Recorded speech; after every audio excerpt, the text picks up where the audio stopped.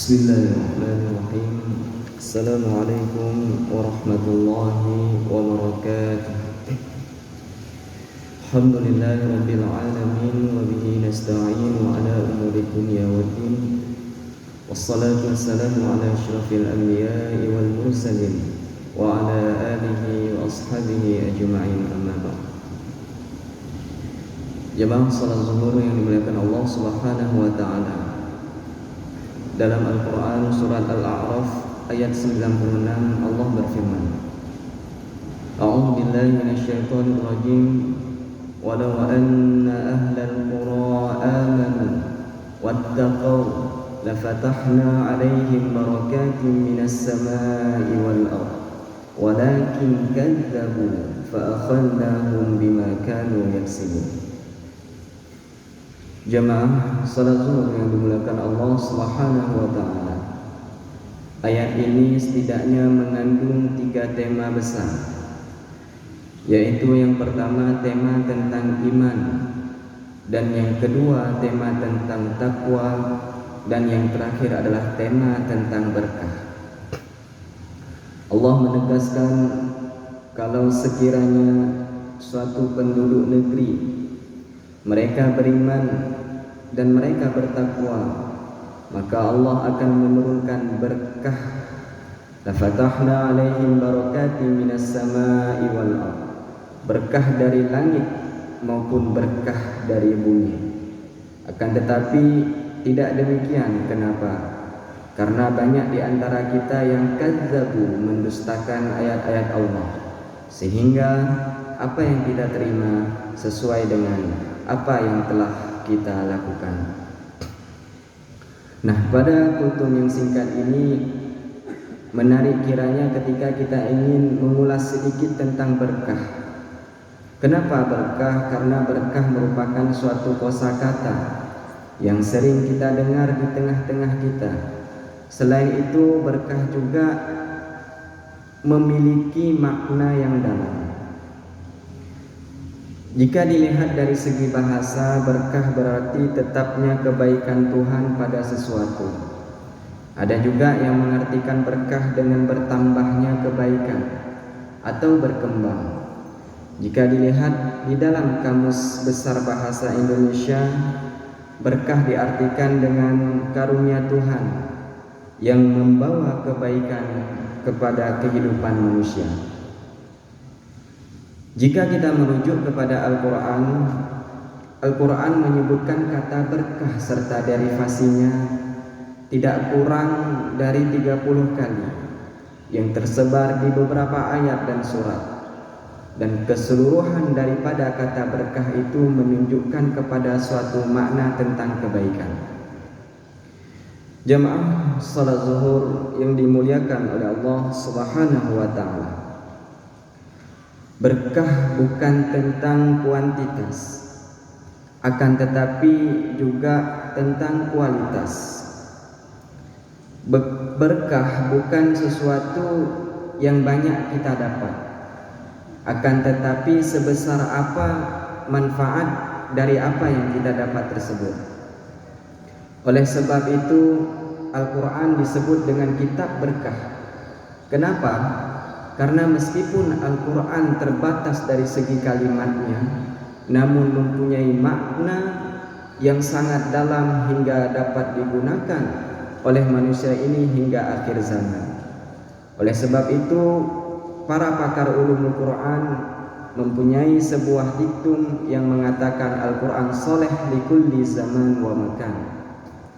Selain itu pula, mengapa bulan Ramadan itu disebut bulan yang penuh berkah?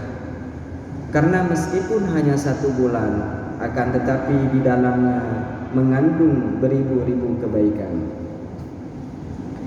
Jemaah salat zuhur yang dimuliakan oleh Allah Subhanahu wa taala, setidaknya ada 3 poin yang dapat kita renungi untuk menimbang keberkahan di dalam kehidupan yang sedang kita jalani saat ini. Poin yang pertama adalah tentang masalah rezeki. Bagaimana cara kita memperolehnya? Apakah kita memperolehnya dengan cara yang halal ataukah kita memperolehnya dengan cara yang haram? Jika kita memperolehnya dengan cara yang halal, meskipun sedikit yang kita dapat dari rezeki itu, insya Allah yang sedikit itu tentu akan mencukupi semua kebutuhan kita. Namun ketika kita memperoleh rezeki yang haram, tentu sebesar apapun, sebanyak apapun yang kita dapat, belum tentu apa yang kita dapat itu mencukupi untuk kebutuhan kita.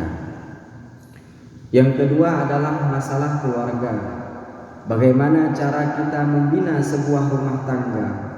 Apakah kita telah mengikuti aturan ataupun syariat yang dibawakan oleh baginda Nabi besar Muhammad sallallahu alaihi wasallam, sehingga dari situ kita akan mengetahui apakah rumah tangga yang kita bina saat ini, ataukah apakah rumah tangga yang kita bina selama ini telah menarik keberkahan dari Allah Subhanahu wa taala. Dan yang terakhir, bagaimana cara kita menimbang kehidupan yang sedang kita jalani saat ini, apakah telah mengundang keberkahan dari Allah Subhanahu wa taala ataupun tidak. Maka dalam hal ini kita dapat melihat apakah orang tua kita ridho terhadap apa yang sedang kita jalani, dan apakah guru kita juga ridho terhadap apa yang sedang kita jalani saat ini. Mengapa harus orang tua dan guru?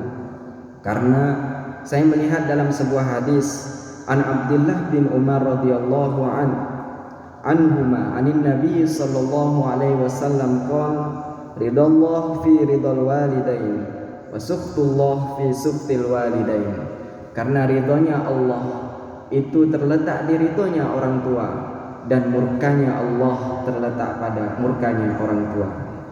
Selain itu ada kata yang menarik yang disampaikan oleh salah seorang ulama kita yang bernama Habib Abdullah Al-Haddad.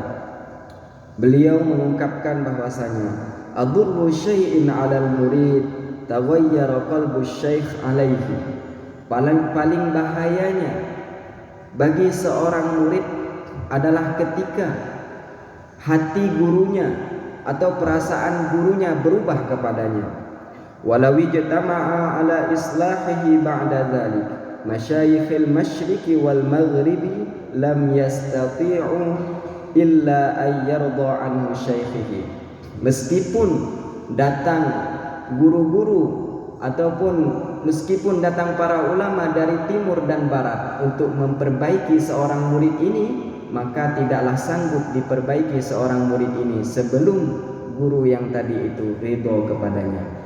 Oleh sebab itu, ridhonya orang tua dan ridhonya seorang guru akan mampu menarik atau mengundang keberkahan dari Allah Subhanahu wa taala.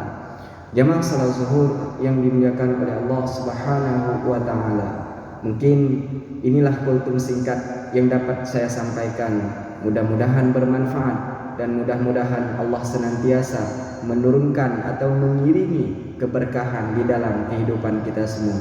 Amin ya rabbal alamin. Subhanakallahumma wa bihamdika asyhadu an la ilaha illa anta astaghfiruka wa atubu ilaik. Assalamualaikum warahmatullahi wabarakatuh.